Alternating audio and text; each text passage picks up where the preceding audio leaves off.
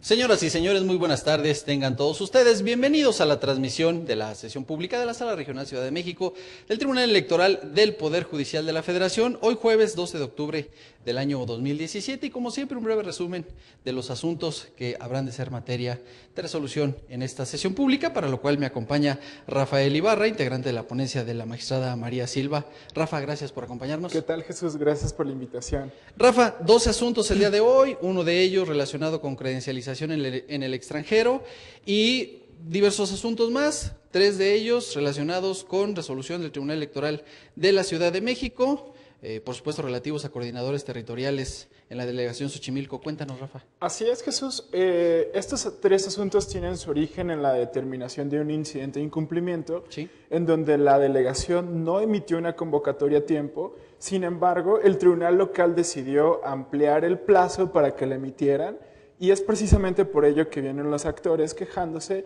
diciendo que esto vulnera en esencia el cumplimiento de las sentencias, por lo que el plazo tendría que ser menor. También tenemos otro asunto en contra de una resolución del Tribunal Electoral de la Ciudad de México relacionado con designación de personal administrativo del OPLI.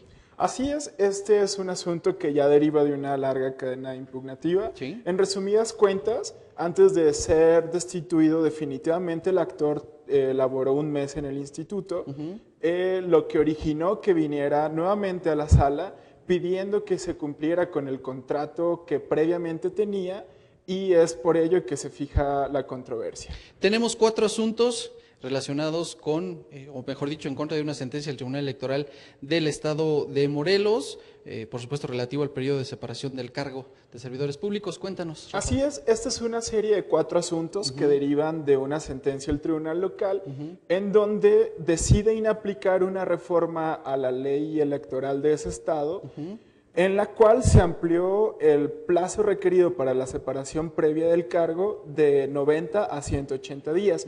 El tribunal local resolvió que a la actora en ese juicio tendría que aplicársele el anterior artículo, es decir, un periodo de 90 días. La actora acude a esta instancia pidiendo que el efecto se amplíe a diversos supuestos de separación. Sí. Acude también el presidente municipal de Jiutepec en Morelos, pidiendo que los mismos efectos de la sentencia de la actora se le apliquen a su persona. Acude también el Congreso del Estado en representación de la presidenta de su mesa directiva defendiendo la constitucionalidad del artículo. Sí. Y en el juicio de revisión constitucional 15 de este año acude el Partido Socialdemócrata de Morelos demandando la inconstitucionalidad de la inaplicación, debido a que estima que esta se hizo en un caso abstracto y no concreto. Bien, tenemos también 3 asuntos relacionados con resoluciones del Tribunal Electoral del Estado de Guerrero, 2 de ellos que tienen que ver con elección de comisarios municipales. Así es, en el primero de ellos, los actores en la instancia local solicitan la nulidad de la elección debido a que la diferencia entre el primer y segundo lugar fue tan solo de un voto. Ellos aducen que en la casilla se les impidió votar, razón por la cual el resultado de la votación variaría.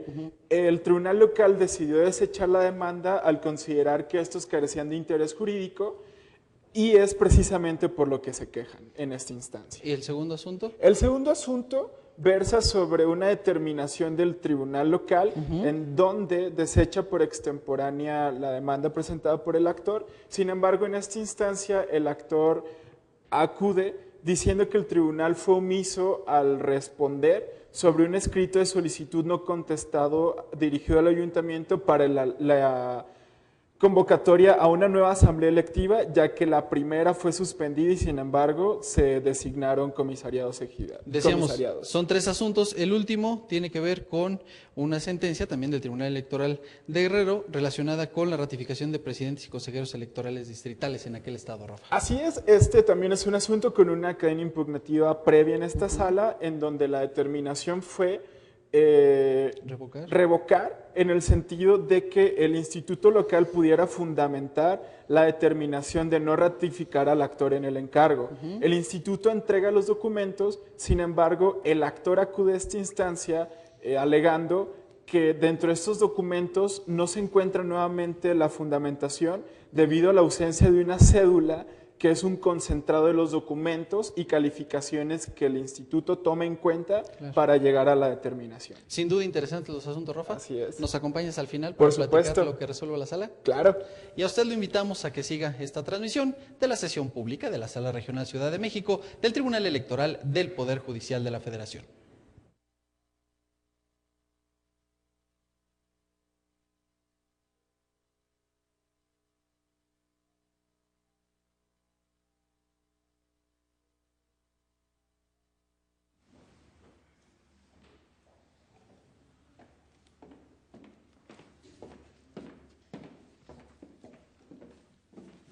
Buenas tardes, tomen asiento, por favor.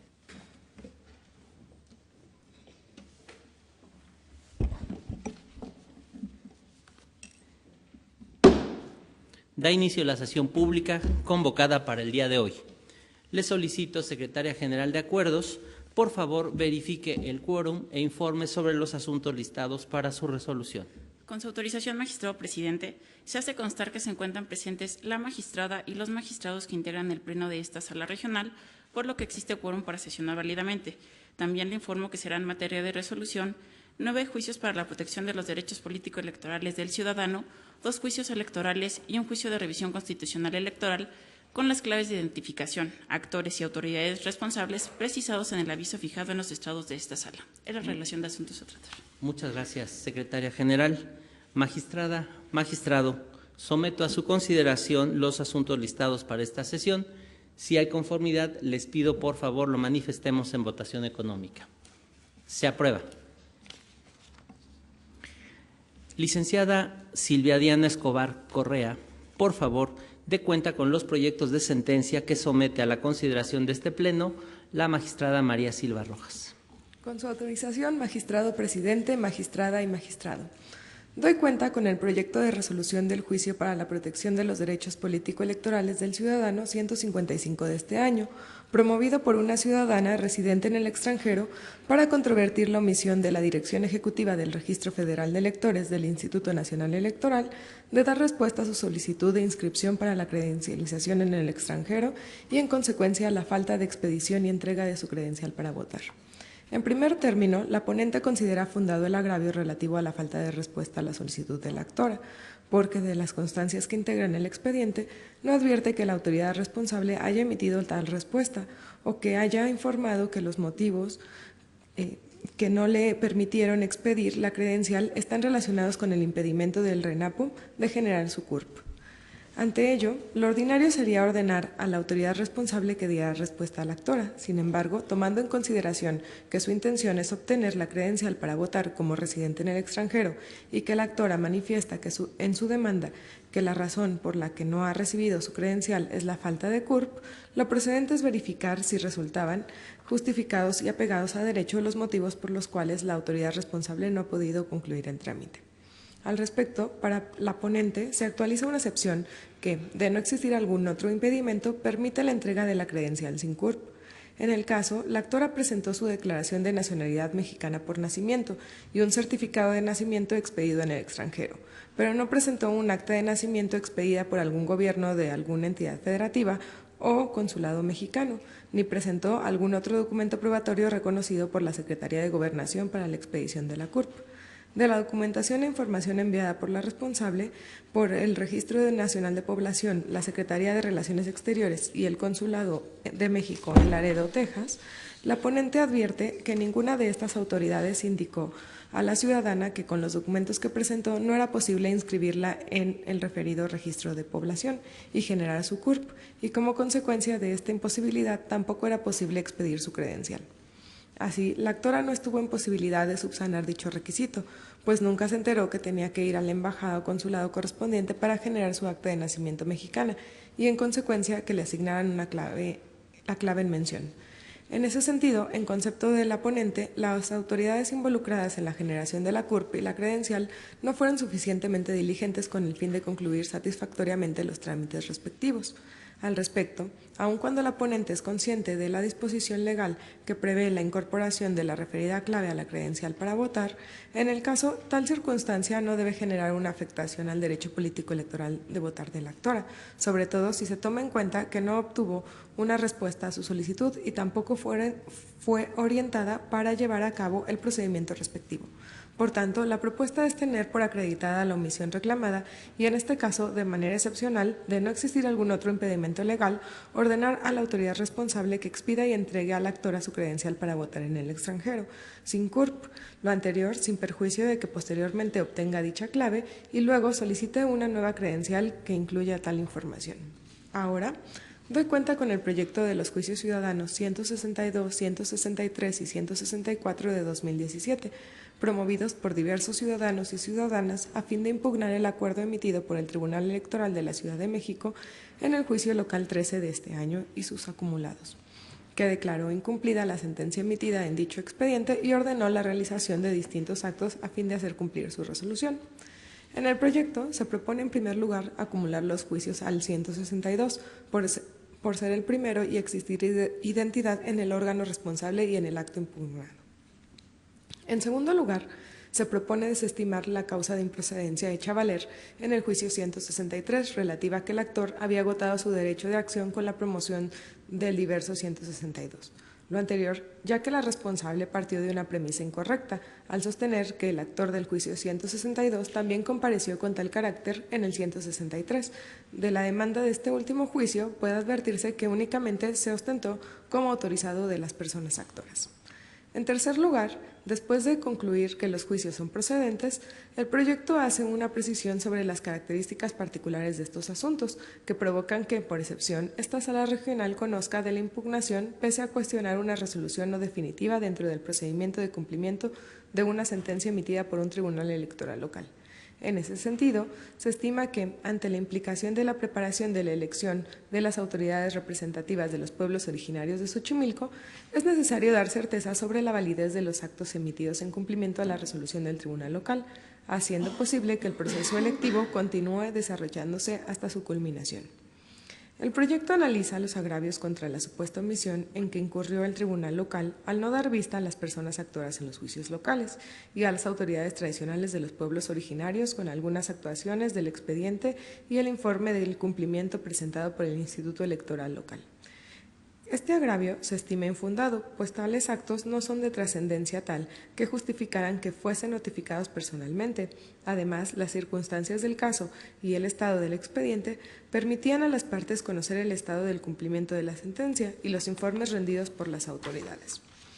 En cuanto a la falta de consideración de las irregularidades acusadas en la denuncia del incumplimiento, relacionadas con la falta de participación de las autoridades tradicionales dentro de las etapas previas a la preparación de la elección de las coordinaciones territoriales, el proyecto considera que este agravio es infundado, pues de acuerdo a la sentencia del tribunal local, la falta de participación de estas autoridades no podría constituir un obstáculo para continuar con las etapas previas a la preparación de la elección. Máxime cuando estas autoridades podrían participar y gestionar las asambleas comunitarias previstas en el procedimiento, además de que se prevé su participación a lo largo de las restantes etapas del proceso electivo. En el proyecto se continúa con el estudio del agravio contra el alargamiento de los plazos para el cumplimiento, calificándolo como infundado, ya que si bien las personas actoras tienen razón al sostener que tales plazos están siendo alargados por el acuerdo impugnado, esta circunstancia no implicó la violación a sus derechos al debido proceso, tutela judicial efectiva o de acceso a la justicia. Así, se considera que no es procedente aplicar las disposiciones legales que las personas actoras pretenden para que rijan los nuevos plazos para el cumplimiento.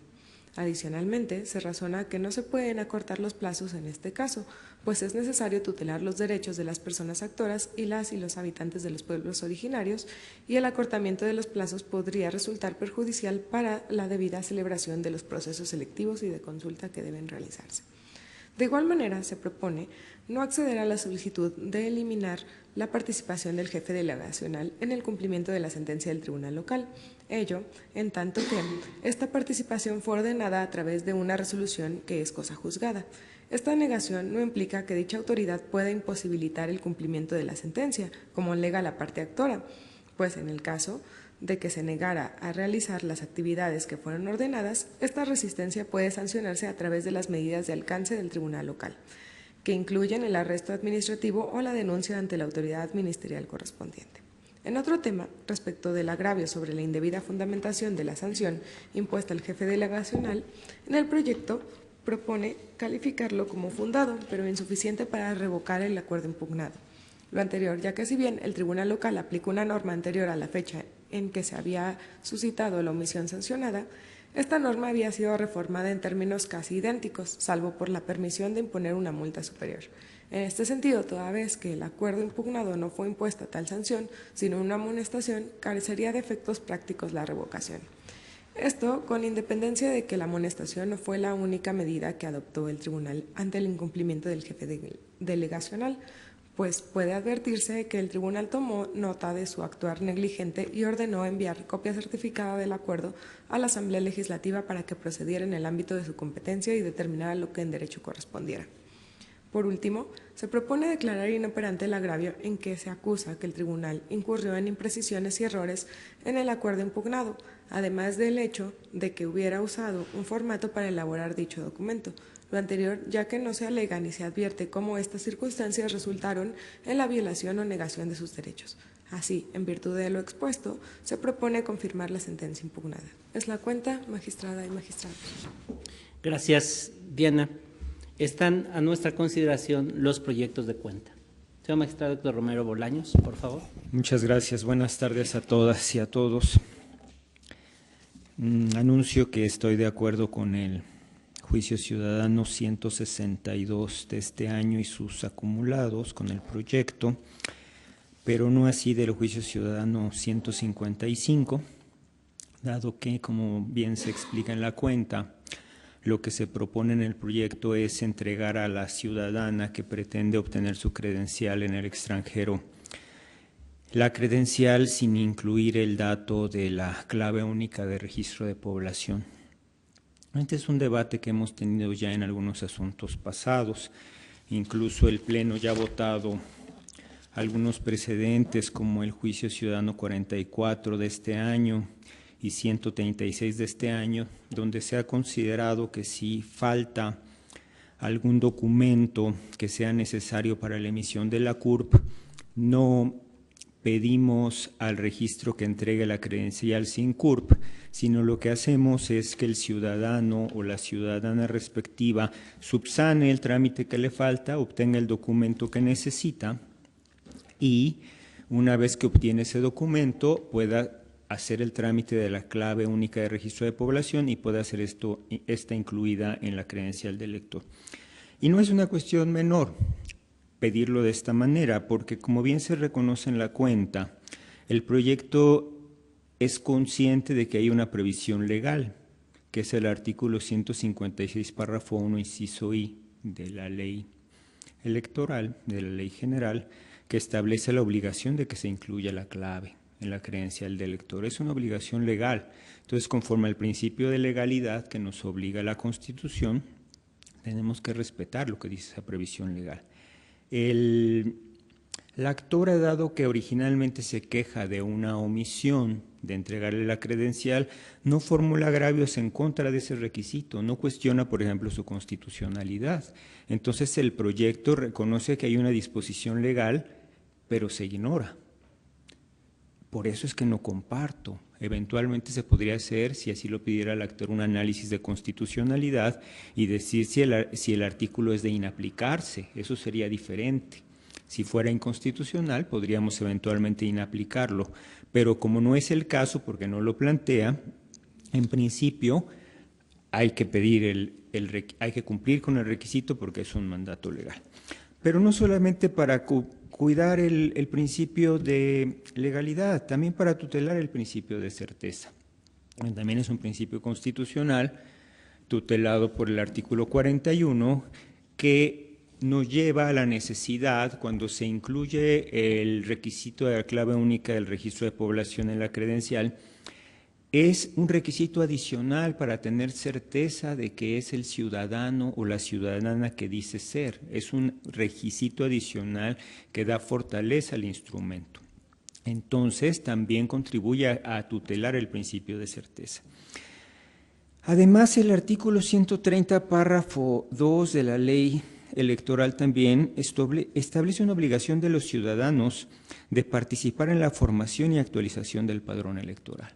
Entonces, el requisito en este caso de que acuda la ciudadana al consulado a efecto de subsanar el requisito faltante para que le puedan emitir la credencial, para que le puedan expedir la CURP y eventualmente, cumplido ese requisito, incluirlo en la credencial y se la puedan entregar, no es un requisito gravoso.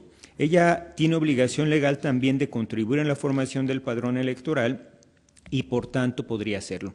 Y ahí yo creo que vale la pena también destacar lo que se hizo en la instrucción, porque la magistrada en la instrucción hizo una serie de requerimientos que fueron allanando ese camino, fue preguntando a las autoridades competentes qué era lo que la ciudadana necesitaba y finalmente el último paso fue, lo que le respondieron es, pero la ciudadana tiene que venir personalmente al consulado y solicitar el trámite directo, y ante esa respuesta es que la magistrada nos propone el proyecto de emitir la credencial sin CURP, cuando eventualmente la ciudadana podría, dado que ya se le hizo un buen trabajo de investigación en la instrucción y se le fue allanando el camino, solamente sabe a dónde tiene que ir, se le pueden entregar los documentos que se allegaron en la instrucción y finalmente ella, con esa obligación legal que tiene, puede contribuir a la conformación del padrón, acudir, obtener el documento que le falta, que le emitan la clave única y eventualmente que sea incluida en la credencial del lector y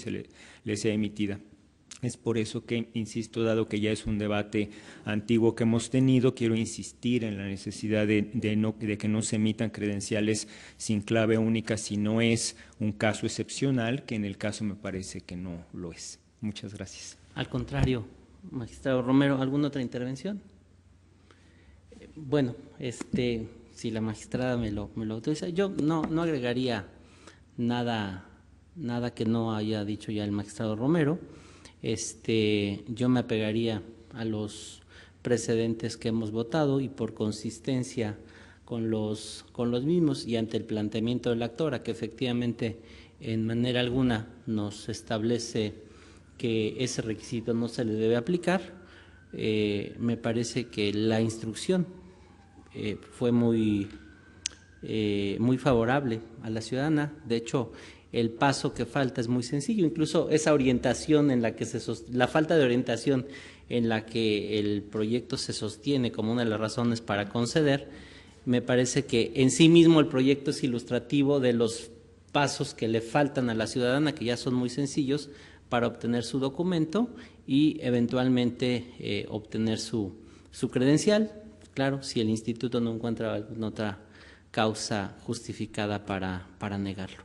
Yo me sujetaría a los precedentes que he votado, porque creo que reúne este caso las mismas características de aquellos y por tal motivo, magistrada, no votaría en favor de la propuesta del juicio ciudadano 155 de este año, sí en los términos de la propuesta del 162 y sus acumulados. Muchas gracias. Bueno, yo sostendré la propuesta que hago y entonces voy a emitir un voto particular en ese sentido, por lo que estoy viendo.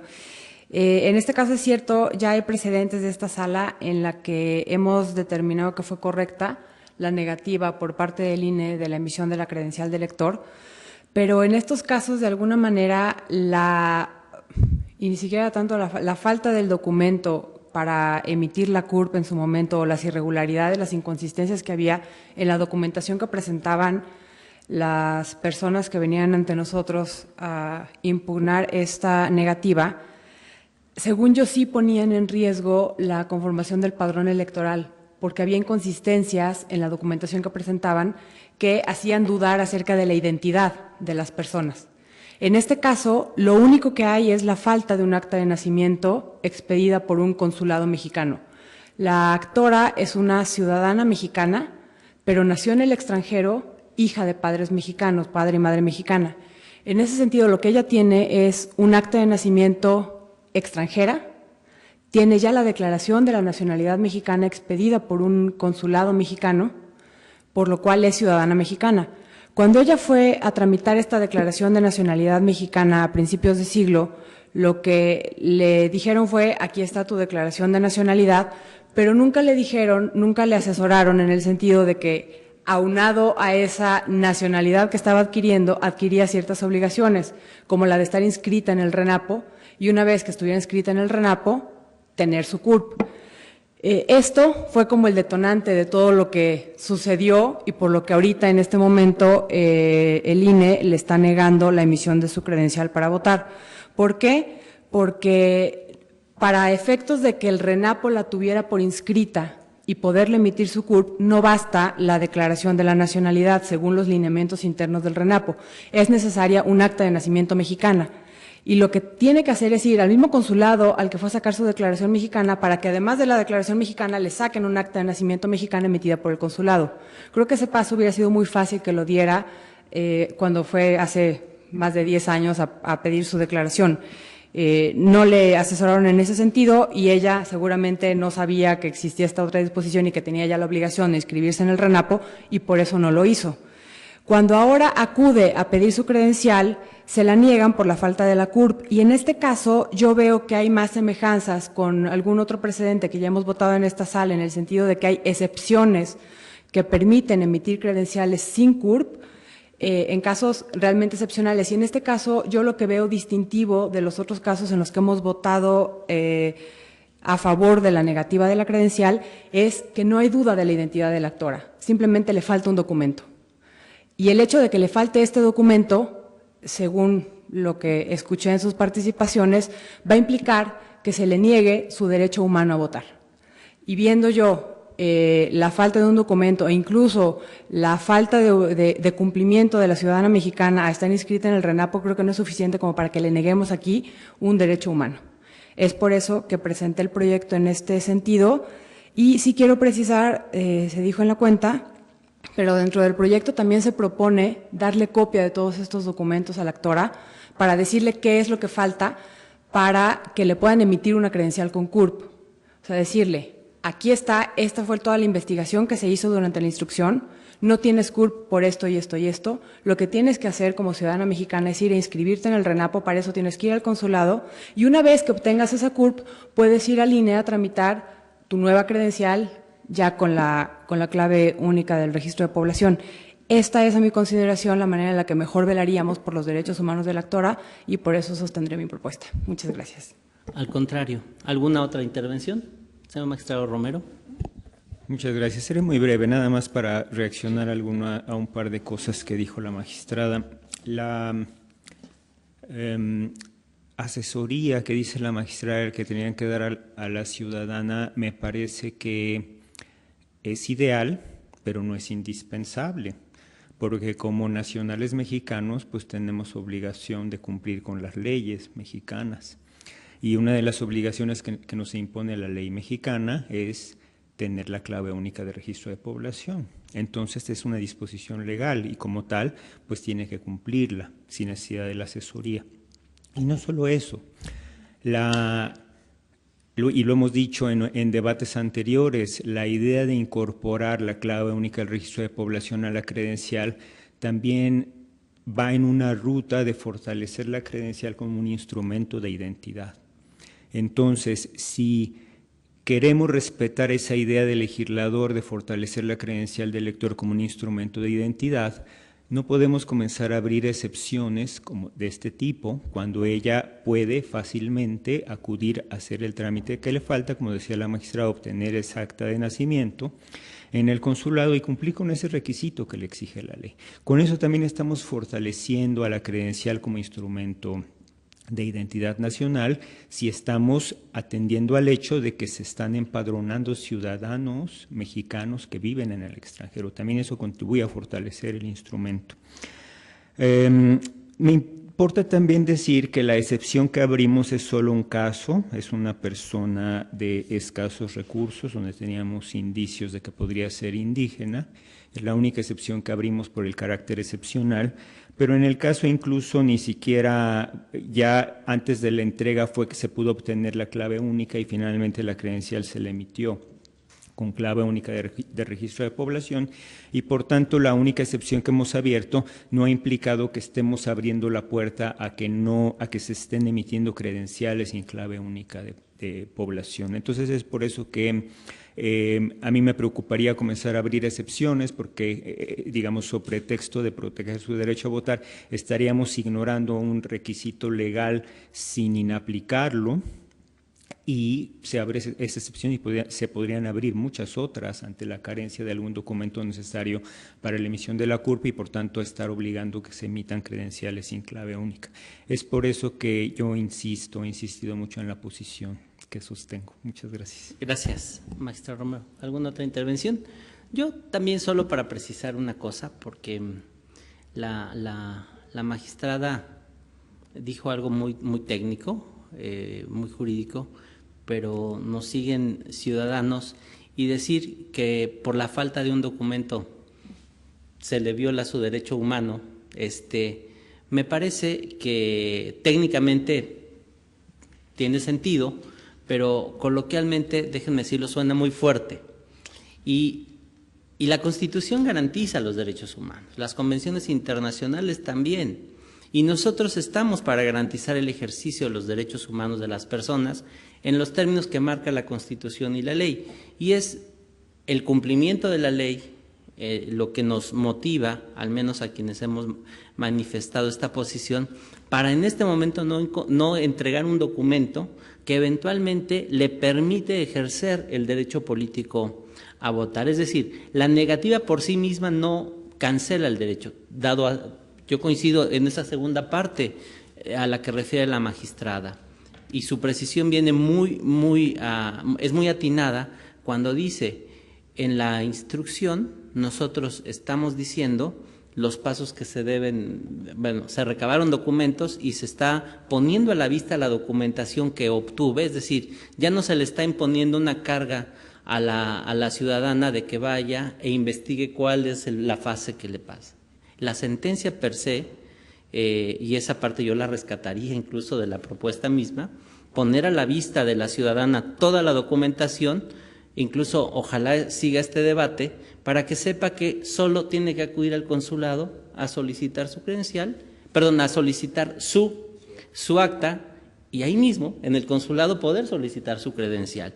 Me parece esto importante, aclararlo, porque lo que estamos haciendo en este y en todos los casos que negamos el derecho porque no se cumplió algún requisito de ley, no es automáticamente violar un derecho humano o impedir el ejercicio de un derecho humano, sino estamos en un paso previo, que es la obtención de un documento que eventualmente sirve para este ejercicio, pero me parece que incluso este voto se ejercerá en el próximo año, el derecho a votar, o inclusive a ser votado.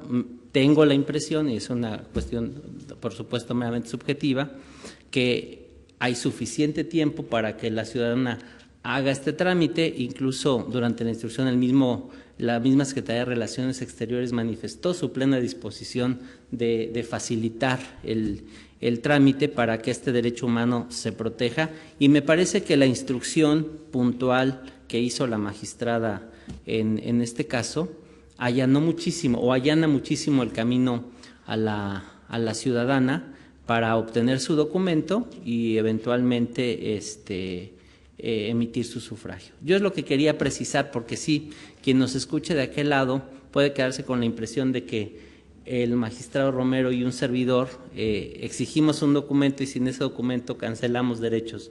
Yo creo que no es tan preciso en el ámbito coloquial, aunque jurídicamente tiene mucho sentido lo que dice la magistrada. Muchas gracias. ¿Alguna otra intervención?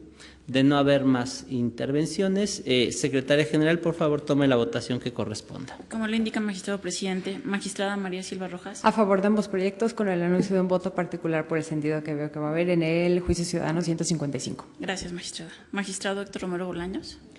En contra del proyecto del juicio ciudadano 155, a favor del juicio ciudadano 162 y sus acumulados. Gracias. Magistrado presidente Armando Maitete Hernández. En los mismos términos que votó el magistrado Romero. Gracias, magistrado. Magistrado presidente, por lo que respecta al juicio ciudadano 155, ha sido rechazado por mayoría con el voto en contra del magistrado Héctor Romero Bolaños y el de usted, en el entendido de que la magistrada María Silva Rojas emitirá un voto particular en los términos de su intervención. En relación con el proyecto relativo a los juicios ciudadanos 162, 163 y 164, el mismo ha sido aprobado por unanimidad de votos. Muchas gracias. Bueno, visto el resultado de la votación en el juicio ciudadano 155 de este año, se debe formular el engrose respectivo y si ustedes no tienen inconveniente, le pediría que se hiciera cargo el señor magistrado Héctor Romero Bolaños de conformidad con el turno interno. En consecuencia, en el engrose relativo al juicio ciudadano 155 de este año se resuelve: primero, se confirma la negativa impugnada; segundo, se da vista a la actora con la documentación que se precisa en este fallo. Por su parte, en los juicios ciudadanos 162, 163 y 164 de este año se resuelve: primero, se acumulan los juicios ciudadanos 163 y 164 al diverso 162 en los términos expuestos en la presente sentencia. En consecuencia, se deberá glosar copia certificada de esta resolución a los expedientes acumulados. Segundo, se confirma el acuerdo impugnado. Licenciado Javier Ortiz Zulueta, por favor, dé cuenta con los proyectos de sentencia que someto a consideración de este Pleno. Con su autorización, magistrado presidente, magistrada, magistrado. Doy cuenta con el proyecto de sentencia del juicio ciudadano 1255 del presente año, en el que se propone revocar la resolución del Tribunal Electoral del Estado de Guerrero que desechó la impugnación de las y los demandantes para controvertir la violación a su derecho a votar, así como diversas irregularidades en la elección de la comisaría municipal de la comunidad de El Huiteco del municipio de Chilpancingo en dicha entidad federativa, al considerar que, al no haber sido candidatos, carecían de interés jurídico para impugnar. En el proyecto se considera que se cumplen los requisitos de procedencia del juicio ciudadano, en particular el relativo a la oportunidad, ya que si bien el medio de impugnación fue presentado a los 6 días naturales de su notificación, en el caso concreto se estima que, dado que se trata de una elección seguida por las costumbres de la comunidad, que los comisarios municipales ya tomaron posesión del cargo y que el tribunal local estima que en este tipo de elecciones no deben computarse los sábados y domingos, es que en este caso, al haberse notificado el viernes 8 de septiembre, el plazo para impugnar se estima que transcurrió del 11 al 14 siguientes, sin contar el 9 y 10 de ese mes por ser sábado y domingo. En cuanto al fondo de la controversia, se considera que resulta inoperante el agravio relativo a la violación al derecho al voto pasivo de las y los demandantes, por ser un argumento novedoso que no fue hecho valer en la instancia primigenia. Sin embargo, en el caso concreto, y dadas las particularidades de la elección, los actores sí contaban con interés legítimo para impugnar la violación a su derecho a votar, así como la transgresión a los principios de certeza, seguridad jurídica y legalidad que deben regir la organización y desarrollo de las elecciones. En este sentido, se advierte que la Ley de Medios de Impugnación en materia electoral del Estado de Guerrero sí reconoce la figura del interés legítimo, por lo que ello debía haber sido materia de pronunciamiento por el tribunal local sin que lo hubiera hecho. Además, en la instancia local, las y los demandantes sí cumplían con los elementos distintivos del interés legítimo establecidos por la Suprema Corte de Justicia de la Nación. Ello porque existe un vínculo entre el derecho de votar y los principios que rigen las elecciones, encaminados a la integración legítima de los poderes públicos y el interés legítimo de las y los demandantes. Máxime que en el caso concreto, la elección se realizó atendiendo a las costumbres de la comunidad y en ella no participaron partidos políticos, por lo que el derecho político electoral de votar no puede interpretarse automáticamente de manera restrictiva. Y en este caso concreto, la parte actora sí contaba con interés legítimo para exigir la tutela a su derecho político de votar relacionado con la autenticidad de la elección y la certeza de las normas que la regulan. por lo que al existir la posibilidad de que no se hubiera respetado su derecho a votar y dada la diferencia de votos en la elección, se estima que las y los demandantes se encuentran en aptitud de expresar un agravio diferenciado del resto de los demás integrantes de la sociedad. También se considera que obtener una sentencia favorable traería un beneficio o efecto positivo y cierto en su esfera jurídica, pues se garantizaría la eficacia inmaterial de su derecho político y electoral de votar y se lograría dar certeza sobre las reglas aplicables a la elección.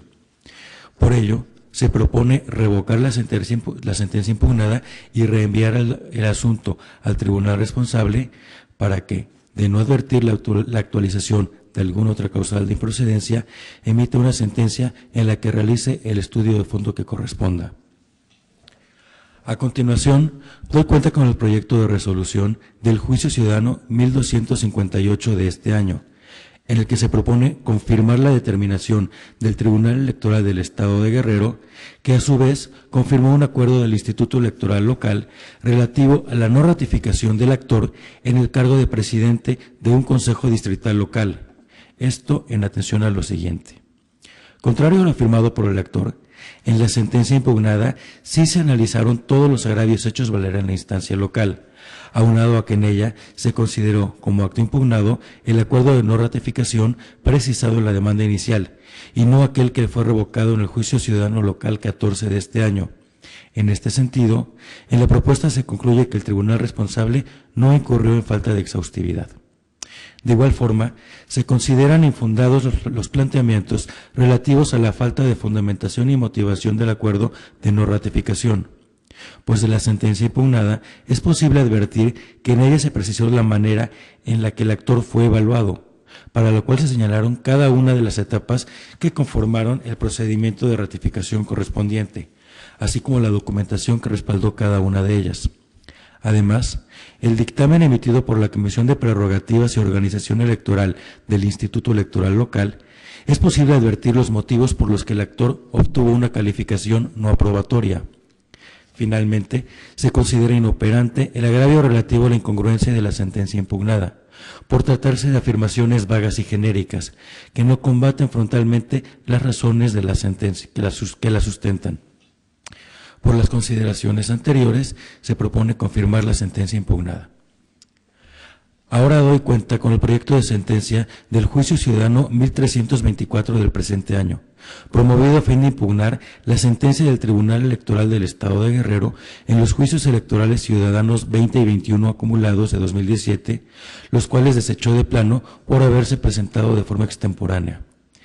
En el proyecto se proponen fundados los agravios, al no estar plenamente justificada la causal de improcedencia que se hace valer, toda vez que constan en el expediente diversos elementos probatorios que demuestran que fue incorrecto que el tribunal local desechara el medio de impugnación del actor, sobre la base de que la fecha de celebración de una elección que él mismo indicó no se había llevado a cabo.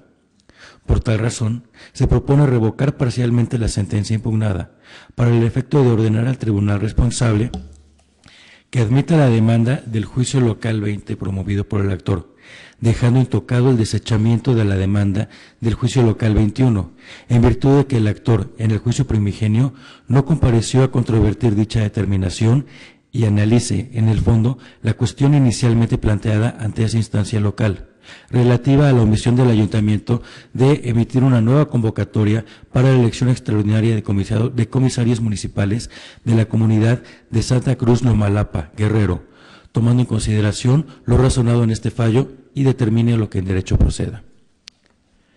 Enseguida doy cuenta con el proyecto de sentencia del Juicio Electoral 45 del presente año, promovido por Abigail Pérez Espinosa en contra tanto de la sentencia mediante la cual el Tribunal Electoral de la Ciudad de México confirmó el Acuerdo 6 del 2017, emitido por la Comisión de Participación Ciudadana y Capacitación del Instituto Electoral Local, como del propio acuerdo, ambos actos relacionados con el concurso público abierto convocado para ocupar una plaza de capturista en la Dirección Distrital 18 del referido instituto.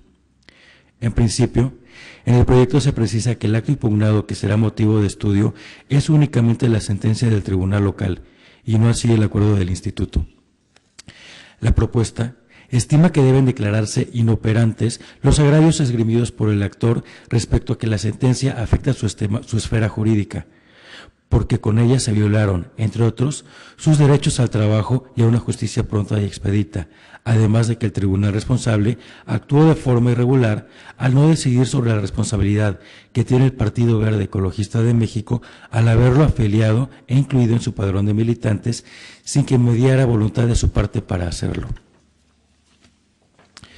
Lo anterior, porque lo alegado por el actor constituyen simples aseveraciones genéricas e imprecisas, que no combaten frontalmente las consideraciones vertidas en dicha sentencia, es decir, no conforman razones jurídicas que permitan realizar algún pronunciamiento, porque no tienen la eficacia suficiente para que este órgano jurisdiccional se aboque a su estudio, ya que los agravios deben encaminarse a controvertir las consideraciones que sustentan la sentencia impugnada, lo que en el caso no acontece.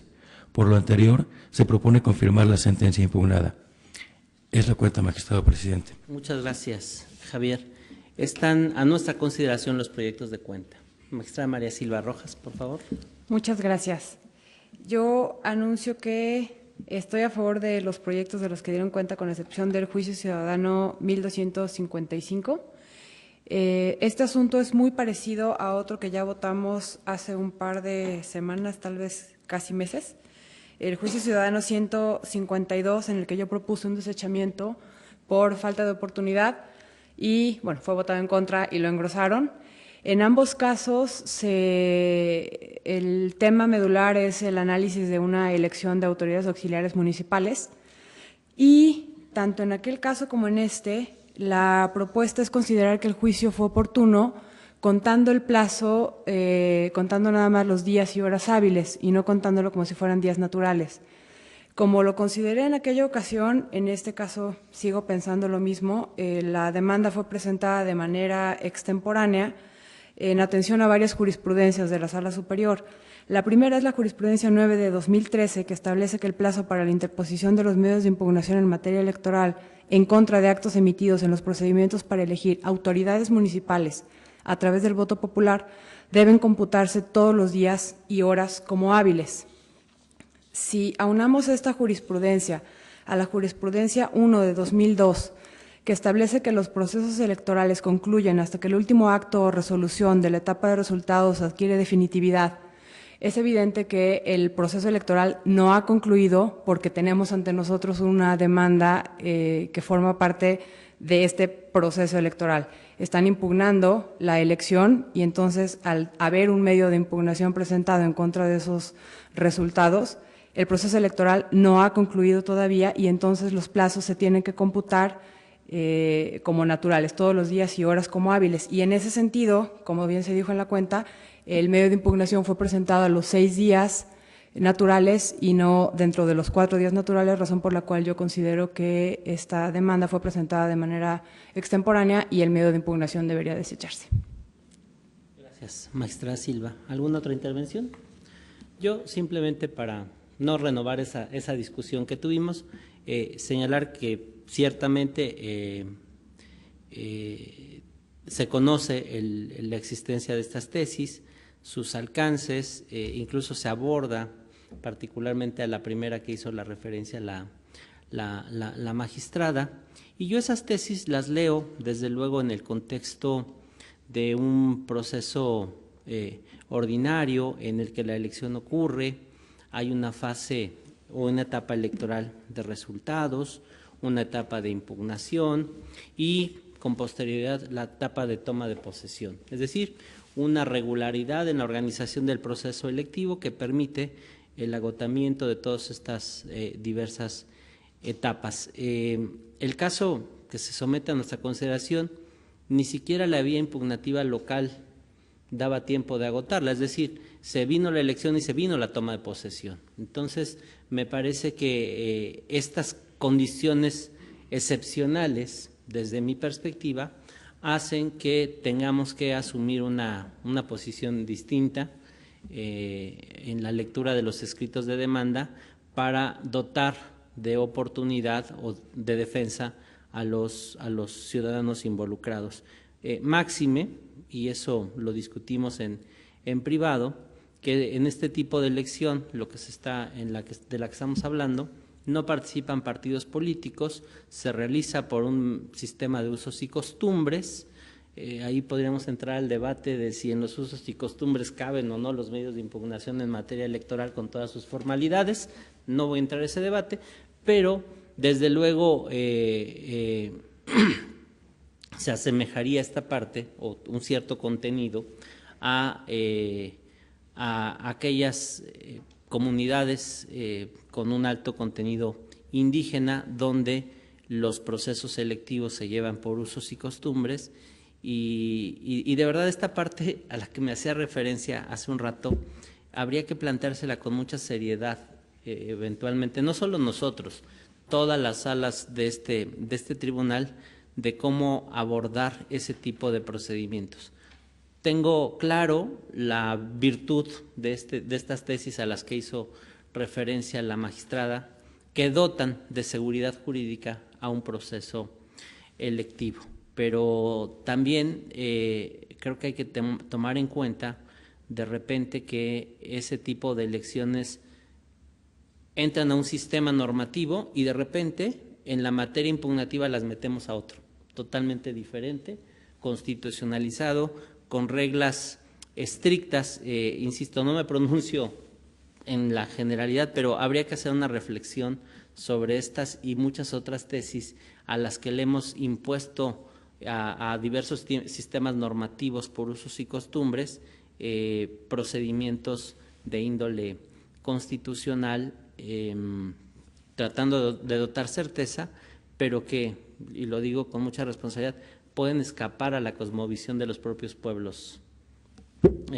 No son pocos los casos donde nos llegan personas totalmente desorientadas en cuál es el camino jurídico para poder defender un cierto tipo de derecho. Yo en eso soy consistente. Las reglas procesales tienen la virtud de aplicarse por igual a todas las personas, dan seguridad jurídica, pero sí estamos enfrentando ya un cierto tipo de problemáticas. Digamos, los hechos nos muestran que hay un desconocimiento de estos procedimientos, de estas reglas, y o trabajamos todas las instituciones fuertemente en un compromiso de cultura de la legalidad y la cultura jurídica para que todos conozcan los mecanismos de cómo defender sus derechos, o generar mecanismos alternos para solución de este tipo de controversias. Sé que bordé por otro camino en este momento, pero yo me sujetaría al precedente que tenemos, como bien dice la magistrada, que es sobre el cual se construye la base argumentativa para sostener la procedencia en el caso concreto. No sé, magistrada Silva. Perdón, nada más una breve intervención por una cuestión que mencionó usted en su intervención.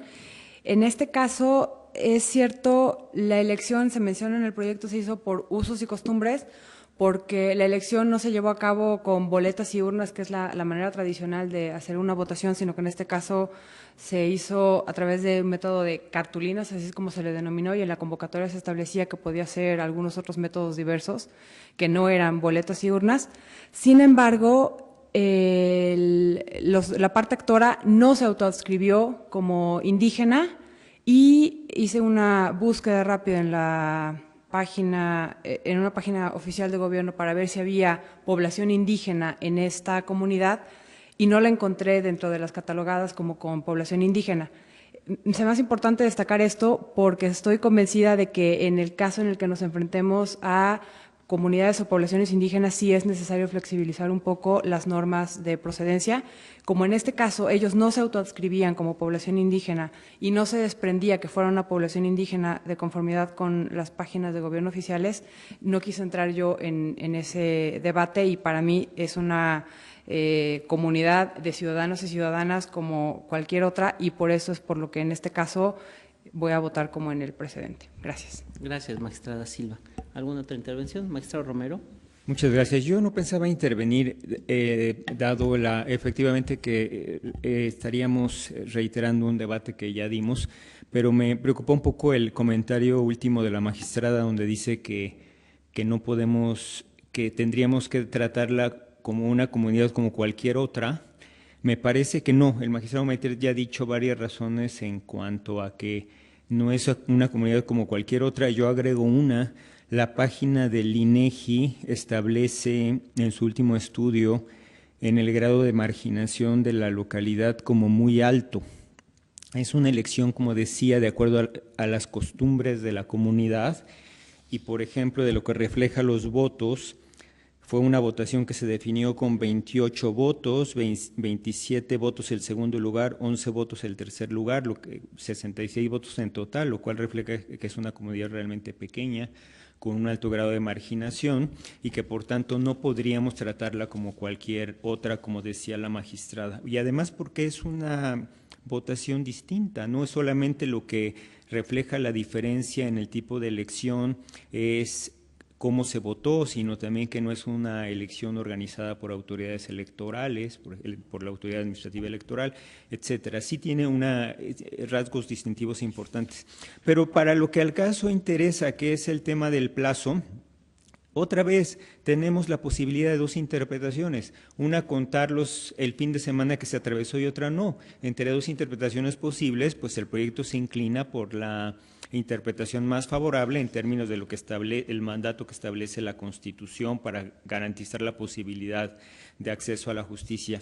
Y no solo eso, el propio proyecto reconoce que la propia autoridad responsable aporta al juicio una certificación del cómputo del plazo, y el cómputo del plazo, dice la autoridad responsable, comenzó a correr a partir del 11 de septiembre y feneció el 14 siguiente, descontándose los días 9 y 10 de septiembre. O sea, la propia autoridad responsable hace una certificación del cómputo del plazo y concuerda con la interpretación que se establece en el proyecto. Ya también lo hemos dicho en otros asuntos, cuando esa es la lógica que sigue la autoridad responsable para computar los plazos, nosotros tampoco podemos variar esa lógica del cómputo de los plazos que hizo la responsable. Es por esa razón que yo comparto en sus términos el proyecto y lo votaré a favor en su momento. Muchas gracias. Magistrada Silva.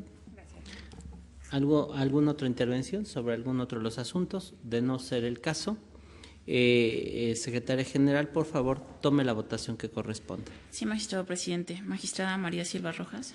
En contra del juicio ciudadano 1255 con el anuncio de un voto particular y a favor de los demás. Gracias. Magistrado Héctor Romero Bolaños. A favor de los 4 proyectos. Magistrado presidente Armando Maitret Hernández. A favor. Magistrado presidente, los proyectos de la cuenta han sido aprobados por unanimidad de votos, con excepción del juicio ciudadano 1255, que es aprobado por mayoría con el voto en contra de la magistrada María Silva Rojas, quien emitirá un voto particular en términos de su intervención. Muchas gracias. En consecuencia, en el juicio ciudadano 1255 de este año se resuelve. Único, se revoca la sentencia impugnada para los efectos precisados en la presente ejecutoria. Por su parte, en el juicio ciudadano 1324 se resuelve. Único, se revoca parcialmente la resolución impugnada para los efectos precisados en la parte final del presente fallo. Finalmente, con relación al juicio ciudadano 1258 y juicio electoral 45, ambos de este año, en cada caso se resuelve. Único, se confirma la sentencia impugnada. Secretario de Estudio y Cuenta, Javier Ortiz Zulueta, por favor, continúe con la siguiente propuesta que someto a la consideración de este Pleno. Con su autorización, magistrado presidente, magistrada, magistrado.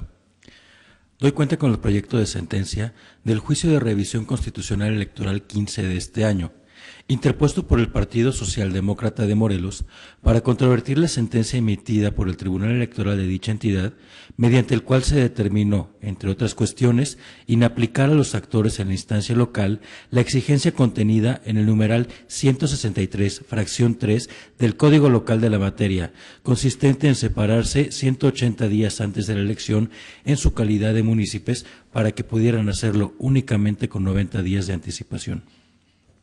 En principio, al cuestionarse la personería del representante del partido actor en el proyecto, se considera que al tener dicha calidad ante el Instituto Electoral Local, es suficiente para justificar el requisito al estar en presencia de un caso no previsto en la norma electoral, derivado del hecho de que en la sentencia impugnada se ejerció plenitud de jurisdicción contra un acto del Congreso local, De ahí que si quien comparece en esta instancia acreditó tener facultades de representación ante el órgano electoral del Estado que deberá aplicar las reglas electorales establecidas por el legislador morelense, se genera un supuesto de excepción que permite reconocer que el suscriptor de la demanda cuenta con la personería suficiente para representar al partido actor contra una sentencia del Tribunal Electoral de esa entidad federativa. En cuanto al estudio de fondo, en el proyecto se propone declarar fundados los planteamientos del partido político porque, para el promovente, del análisis de la controversia sometida al conocimiento a través del presente juicio, se advierte que, tal y como lo sostiene el actor, la sentencia impugnada es contraria a derecho, dado que el tribunal responsable se excedió en sus atribuciones al haber realizado un contraste de constitucionalidad de disposiciones normativas sin mediar un hecho o acto concreto de aplicación.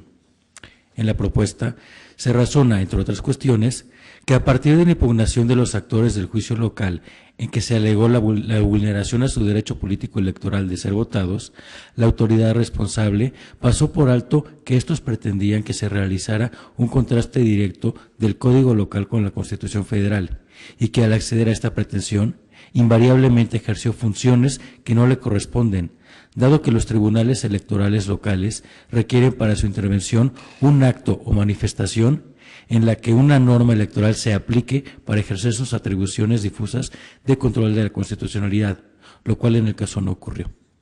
Asimismo, en el proyecto se considera que en el caso, contrariamente a la apreciación del tribunal local, para poder determinar la inaplicación de una norma de carácter general, debió anteponerse un caso concreto de aplicación o bien se actualizara, en el mejor de los casos, una condición específica de situación de aspirante a candidatos, que permitiera realizar el control difuso de constitucionalidad de las leyes y sólo de esa manera poder determinar la inaplicación de una norma de un caso concreto por la no conformidad con la Constitución, pues es claro que lo que el tribunal responsable hizo no es un control difuso de constitucionalidad, sino uno de índole concentrado que no le es propio, ya que éste le corresponde a los órganos del Poder Judicial de la Federación. En este sentido, al ser fundados los agravios expuestos por el actor, se propone revocar la resolución impugnada. Es la cuenta, magistrado presidente. Muchas gracias, Javier. Está a nuestra consideración el proyecto de cuenta. Magistrada María Silva Rojas. Muchas gracias. Bueno, como ya saben, hace un par de semanas propuse a este pleno el desechamiento de este juicio porque a mi consideración quien comparece para representar al partido no acreditó la personería. En ese sentido, votaría en contra de la procedencia del juicio. Gracias, magistrada. ¿Alguna otra intervención? Señor magistrado Héctor Romero Bolaños. Muchas gracias. Es verdad, la magistrada hace unas semanas nos propuso un proyecto de desechamiento. En aquella ocasión el asunto lo votamos en contra y por mayoría decidimos que se estudiara el fondo. En el estudio de fondo se hace ya un estudio sobre si fue correcto o no que el Tribunal Local inaplicara esta disposición normativa, que es el artículo 163, fracción tercera del Código Local.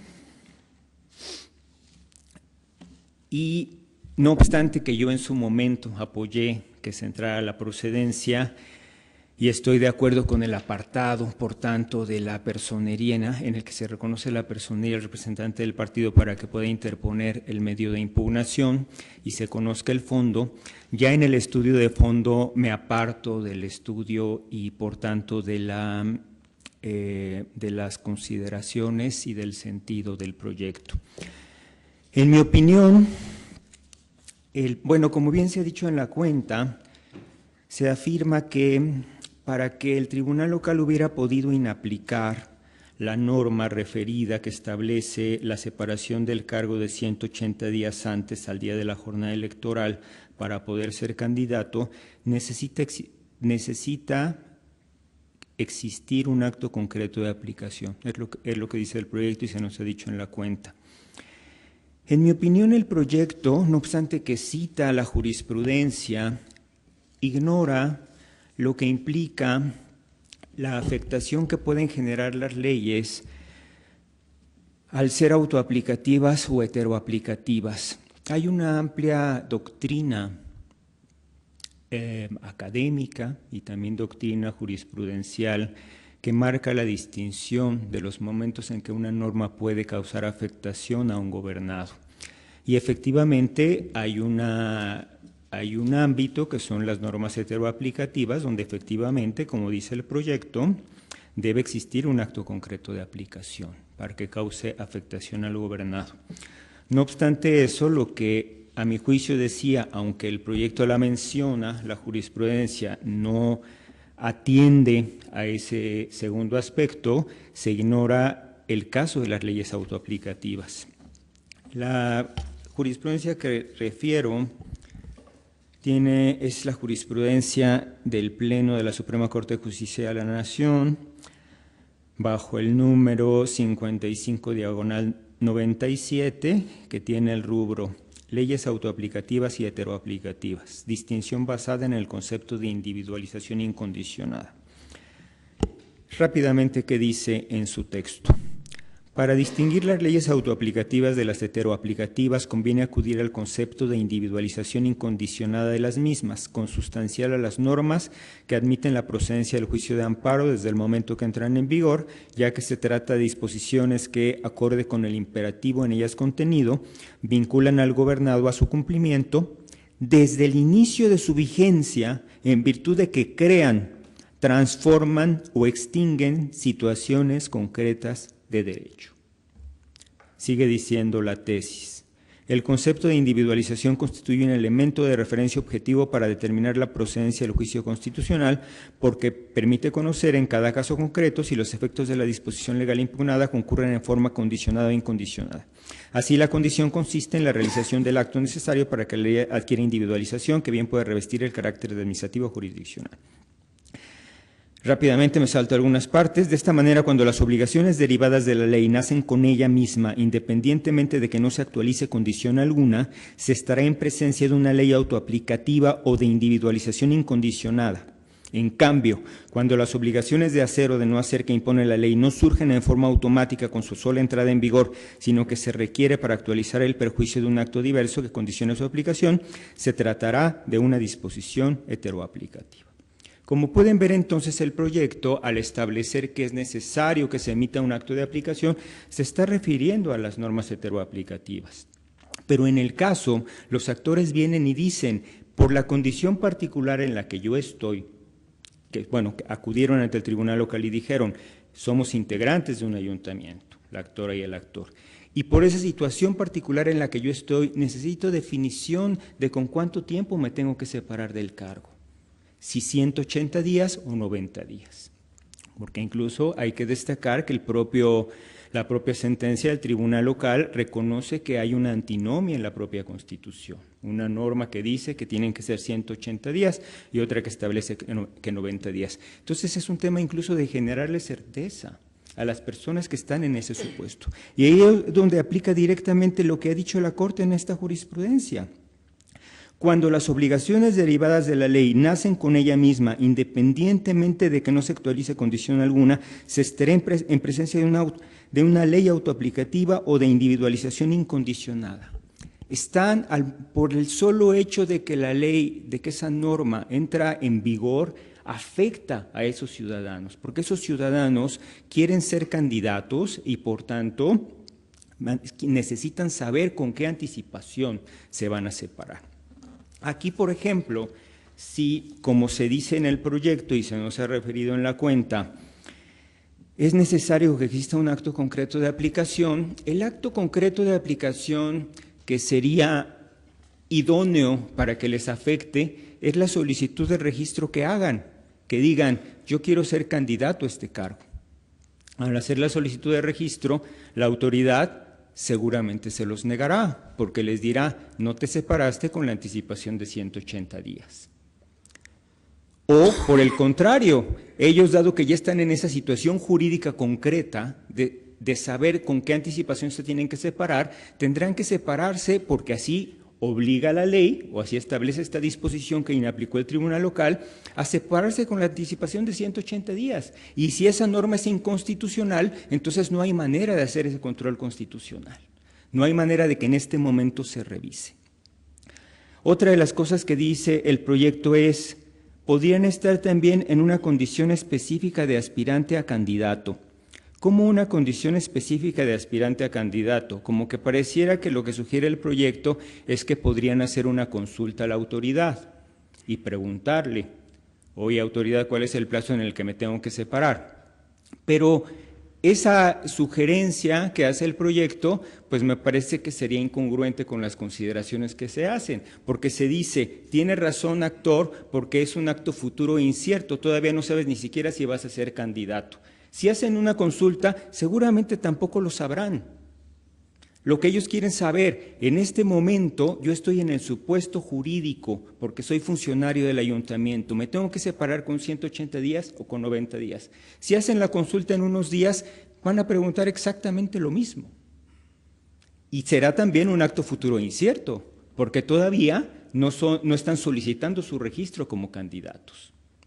Es por eso, bueno, me importa también destacar de manera muy relevante que el proyecto también afirma que, que el tribunal local lo que hizo fue un control concentrado y no difuso, un control concentrado que corresponde hacer a la Suprema Corte de Justicia y que por tanto invadió la competencia de la Suprema Corte de Justicia de la Nación, en lo cual yo no estoy de ninguna manera de acuerdo porque lo que hizo expresamente el tribunal local, incluso puede desprenderse del resolutivo segundo de su sentencia, es inaplicar en el caso concreto lo dispuesto en el artículo 163, fracción 3 del Código de Instituciones y Procedimientos Electorales del Estado de Morelos, en la parte que señala 180 días antes del día de la jornada electoral. Hizo control difuso, inaplicó al caso concreto, solamente para los dos, la gobernada y el gobernado, que acudieron a controvertir la constitucionalidad de la norma. Entonces, yo tampoco puedo compartir lo que se dice en el proyecto de que hizo un control concentrado o abstracto de constitucionalidad, invadiendo competencias de la Corte o de los demás órganos del Poder Judicial de la Federación. Es por esas razones preliminares que no estoy de acuerdo con el estudio de fondo. Muchas gracias. Gracias. Si me lo permite, magistrada, primero, es que me interesa mucho fijar mi posición en el tema de la procedencia, porque dada la intervención del magistrado Romero y la suya, habría tres posiciones y si cada quien se planta en su posición, sería imposible sacar una resolución. De manera tal que estimo que lo primero que tendríamos que definir es la procedencia del medio de impugnación para, superado a esta fase, poder resolver el fondo del asunto. En otras palabras, para que la magistrada pudiera fijar su posición en el fondo, una vez vencida y vinculada con la decisión sobre la procedencia del caso, y emitir la resolución que corresponda. Yo no abundaría en las razones que ya se dijeron, tanto en la cuenta como por el magistrado Romero, sobre la procedencia del medio de impugnación.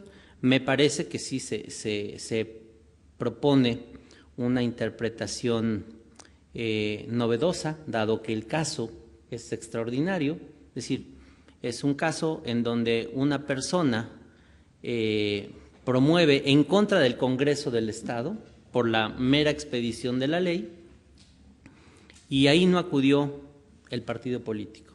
La sentencia que determina inaplicar una disposición legislativa,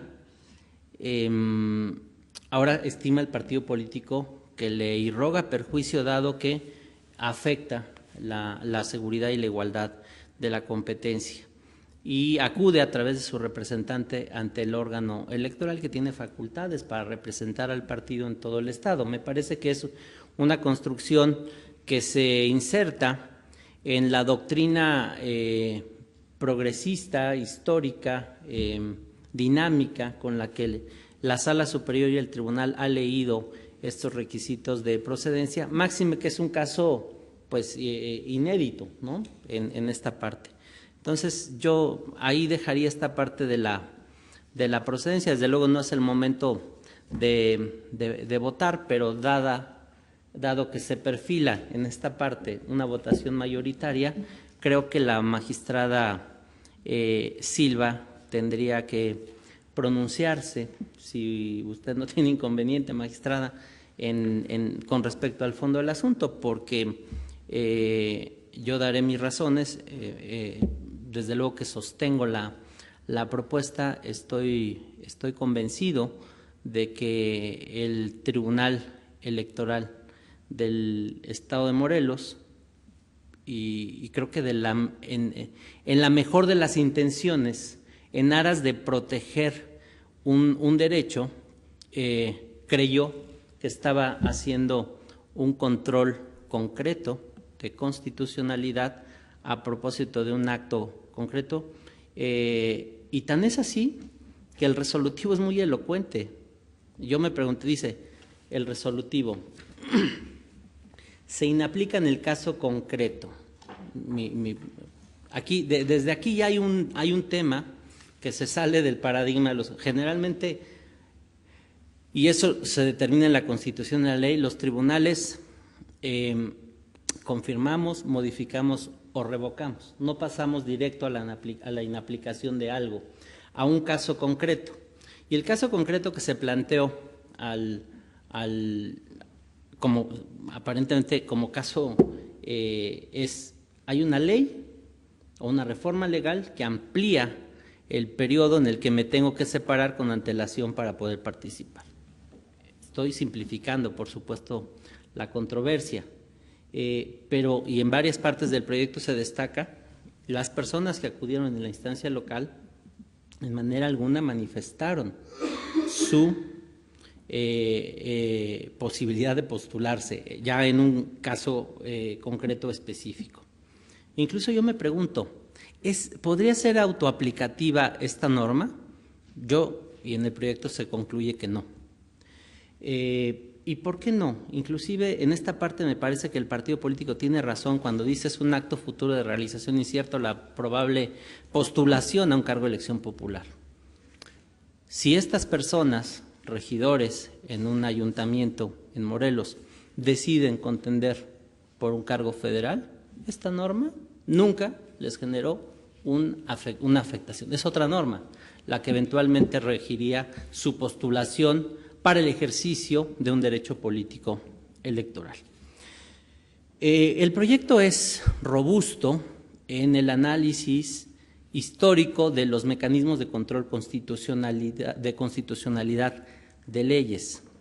Y durante nuestras discusiones, el magistrado Romero lo decía, y yo comparto ese sentimiento que él tiene, el que el diseño normativo constitucional haya siempre diferenciado entre constitucionalidad de leyes y constitucionalidad de actos y resoluciones electorales, marca una diferencia significativa. Y esto, son muchos años de tradición en esta diferenciación. Nace inclusive desde nuestra vida independiente. Ustedes recordarán, y esto la dogmática constitucional y electoral es abundante también, diferenciar estos tres periodos para poder impugnar actos electorales. Un gran periodo de resolución de controversias de naturaleza política era el colegio electoral quien resolvía los casos. Los derechos político-electorales no se consideraban derechos humanos y por tanto no se consideraban dignos de ser protegidos por ningún tribunal. Una etapa mixta, muy reciente, a partir de 1988, en la que se crea un tribunal de lo contencioso electoral para conocer de ciertos actos electorales, pero el colegio electoral seguía teniendo la última palabra. Y la etapa de plena judicialización, a partir de 1996, en la que los tribunales resuelven las controversias electorales. y se eliminan los colegios electorales. El amparo, también una aportación de México al mundo, tiene su historia en el control que el Poder Judicial de la Federación ejerce sobre otro poder. Y en el amparo, explícitamente, se establece la posibilidad de impugnar leyes y actos. Y es de todos conocido la existencia del amparo contra leyes, de la cual conocen los juzgados de distrito contra las leyes por el mero acto de expedición cuando éstas son autoaplicativas. En otras palabras, ningún Tribunal Superior de Justicia se le ocurriría revisar la autoaplicación de una norma expedida por su Congreso. Es atribución del juez de distrito en materia de amparo. Lo que se ha construido en materia de control de constitucionalidad electoral, ustedes lo saben muy bien, es de no sujeción absolutamente a ningún tribunal. Se ha ido avanzando de manera paulatina, no sin grandes esfuerzos de este tribunal y de quienes han, a través de sus sentencias, impulsado que se abran ciertos mecanismos. Me refiero particularmente a que cuando se crea este Tribunal Electoral del Poder Judicial de la Federación, en 1996, se le dota de atribuciones para conocer de la constitucionalidad y legalidad de actos y resoluciones en materia electoral. En esa misma reforma se incorporó al artículo 105 la posibilidad de impugnar leyes electorales a través de la acción de inconstitucionalidad. Esto no ocurrió por voluntad del constituyente permanente en la reforma de 94. En 94 no quisieron incluir a las leyes electorales, estaban excluidas del control abstracto de constitucionalidad. En 96 se corrige esto y se legitima, además de los actores que ya estaban, a los partidos políticos para acudir a la Corte a inconformarse contra una ley electoral. Y esto debía ocurrir con el objeto de que antes de que iniciaran las competencias electorales hubiera definición y certeza sobre las reglas aplicables. Y entonces se diseñó un modelo aparentemente integral de justicia electoral, la Corte conociendo de acciones en abstracto y el Tribunal Electoral del Poder Judicial de la Federación de actos y resoluciones. Desde luego, no todos podían acceder a la acción de inconstitucionalidad. Había ciudadanos que, obvio, no podían impugnar y acudían a los medios de impugnación en materia electoral a cuestionar la constitucionalidad de las leyes. Y el Tribunal Electoral de esa época estableció jurisprudencia en el sentido de que tenía facultades de inaplicación de leyes a casos concretos cuando las leyes fueran contrarias al texto constitucional, a pesar de que el 105 de la Constitución dice explícitamente que la única vía para plantear la no conformidad de leyes electorales a la Constitución es la establecida en ese artículo. El tribunal estableció un grandioso precedente en materia de control de constitucionalidad que generó contradicción de tesis con la Suprema Corte de Justicia de la Nación, quien resolvió que de la Constitución no se desprendía que el tribunal tuviera esas atribuciones de control constitucional de leyes. Dejó desde luego sin efecto esta jurisprudencia del tribunal y estableció algunas otras en las que categóricamente dijo la Corte la única vía para plantear la no conformidad de leyes electorales a la Constitución es la acción de inconstitucionalidad, es decir, la acción abstracta. Desde luego esto generó, como ustedes saben, pues un vacío importante y llevó a México incluso hasta instancias internacionales a que fuera condenado por no prever un mecanismo de revisión concreto de leyes en cuanto a su aplicación. El caso Castañeda-Gutmann, que para cuando la Corte Interamericana resolvió, México había corregido. Estamos hablando ya de 2007, donde se había incorporado al artículo 99 la posibilidad de que el Tribunal Electoral del Poder Judicial de la Federación inaplicara leyes a los casos concretos. Y siempre que inaplicara diera aviso a la Suprema Corte de Justicia de la Nación. pero en la revisión que se hace en el proyecto se es enfático en que, pudiendo haber seguido un mecanismo constitucional que dijera los medios de impugnación electoral les procede contra leyes y actos, a semejanza de lo que pasa en el amparo contra leyes, siempre se mantuvo la posibilidad de impugnar actos y resoluciones. Eso para mí tiene un significado. De connotación política, sin duda, pero con un efecto jurídico importante. Y el 116 de la Constitución, en su fracción cuarta, tampoco se modificó en esencia. Los tribunales de las entidades federativas tienen atribuciones para controlar la legalidad de actos. Sé que por interpretación, la Constitución, en el varios 912 y en la contradicción de tesis 293, estableció una serie de, o amplió las atribuciones para todos los tribunales en la defensa de los derechos humanos. Y definió, desde mi punto de vista, por supuesto apartándose de una vieja tradición de que del artículo 133 constitucional no se derivaba un control difuso de constitucionalidad, se aparta de este criterio y entonces les dota a los tribunales de las entidades federativas del control difuso. Es decir, un control incidental, a propósito de los actos de aplicación, y no un control concentrado, porque esto se mantiene, un control concentrado que es competencia de los órganos del Poder Judicial de la Federación. Y ya, para no aburrirlos y que la magistrada pueda definir eventualmente el sentido de esta sentencia, el Tribunal de Morelos le plantean que viola su derecho político electoral la expedición de esta ley y hace un estudio a propósito del artículo primero y cuál debe ser su ámbito de protección, y además llega a la conclusión, y esto es lo que a mí me llamó la atención desde que se nos planteó el caso. Después del estudio, el tribunal llega a conclusiones que se asemejan mucho a lo que hace la Corte en las acciones de inconstitucionalidad, porque no se refirió ni siquiera a las dos personas que acudieron al juicio.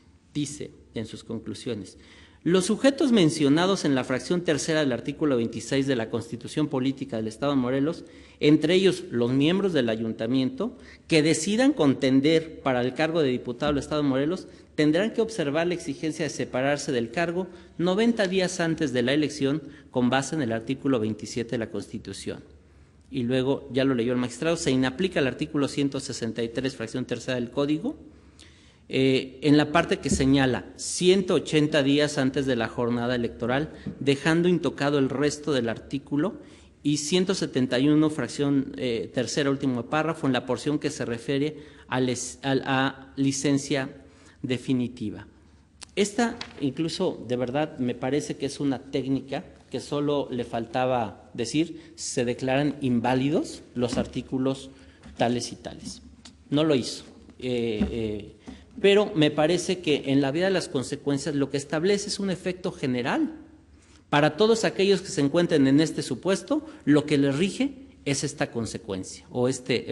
Y en el caso concreto, a diferencia de lo que el magistrado sostiene, yo creo que aún cuando se estuviera en presencia de una ley autoaplicativa, que no lo es en mi concepto, tampoco podría haberlo hecho el Tribunal de Morelos.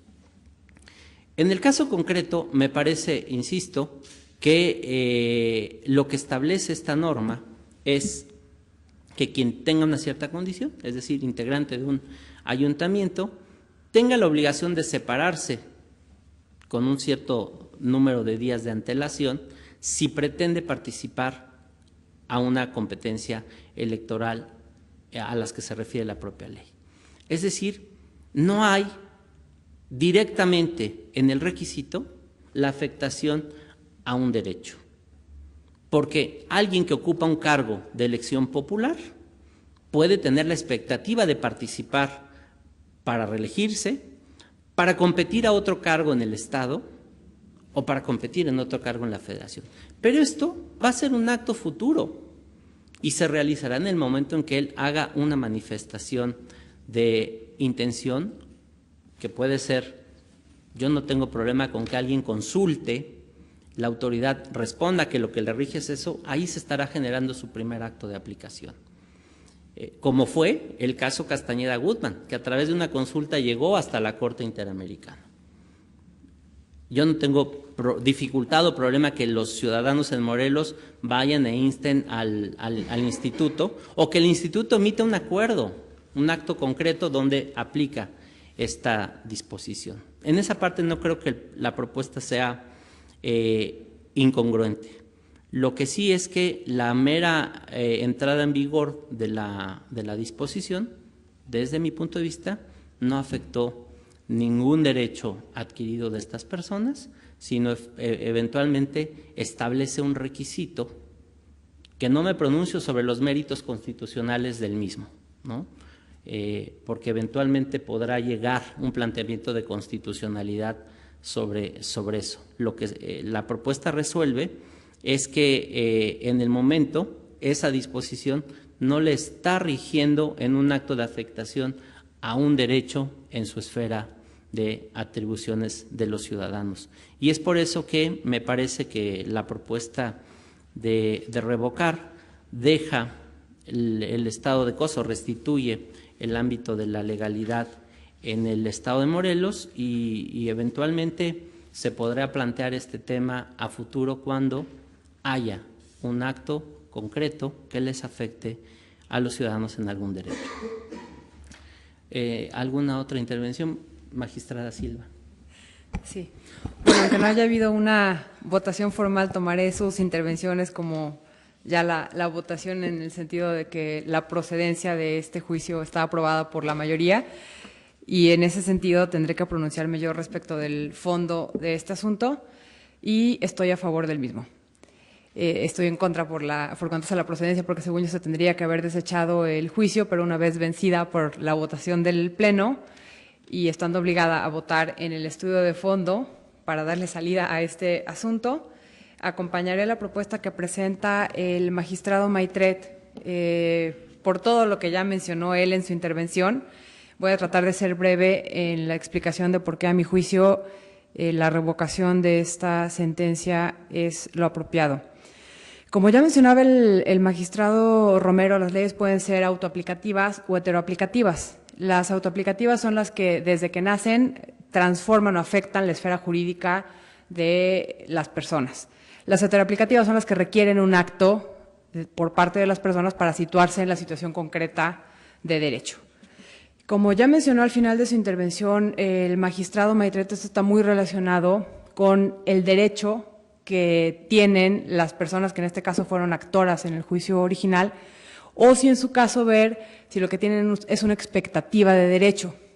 Y estos conceptos están muy relacionados porque lo que yo veo que tienen quienes fueron actora y actor en la instancia primigenia es el derecho a ejercer el cargo para el que fueron electos originalmente, que ahorita es el de municipios. Y con la entrada en vigor de esta reforma, ese derecho que tienen a ejercer el cargo para el que fueron electos y que ostentan actualmente no ha cambiado en lo absoluto y tienen el derecho a permanecer en el cargo hasta el último día del trienio.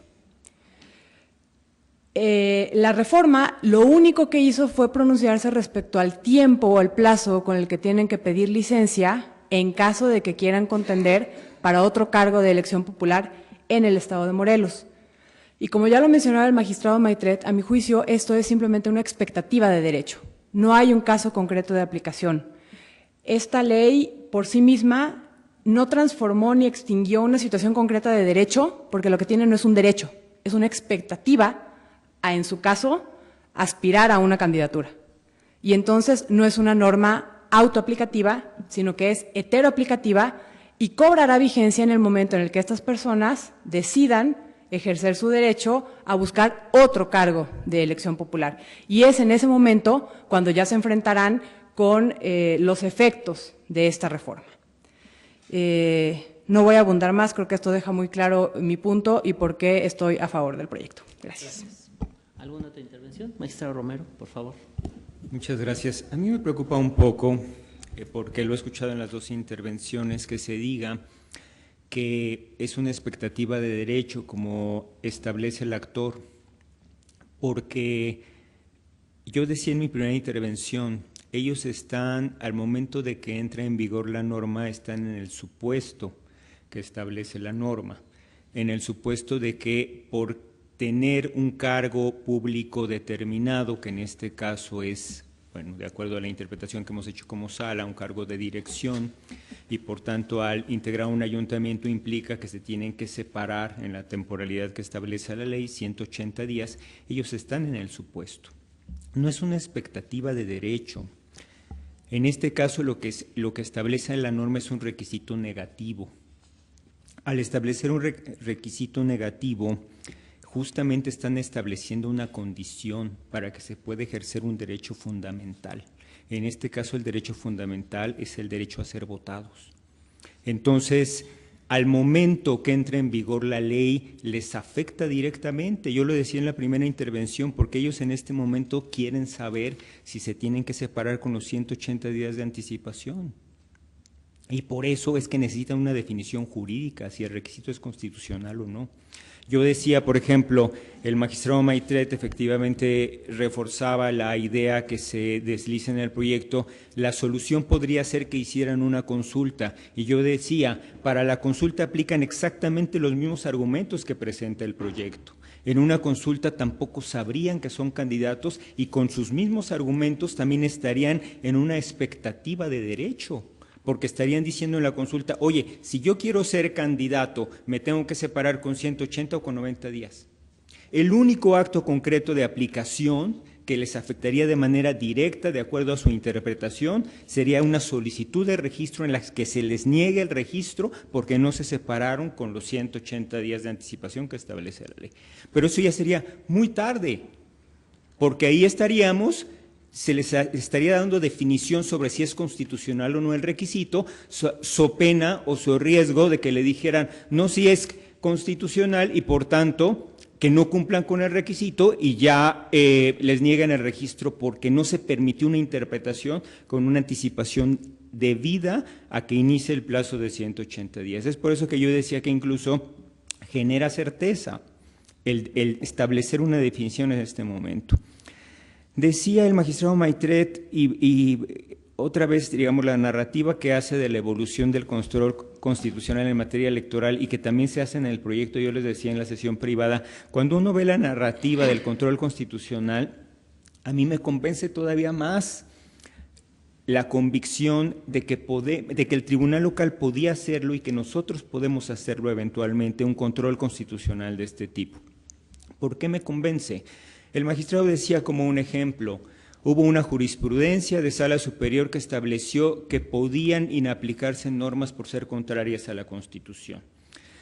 Jurisprudencia que generó una contradicción con la Suprema Corte y la Suprema Corte dijo no, el Tribunal Electoral no puede.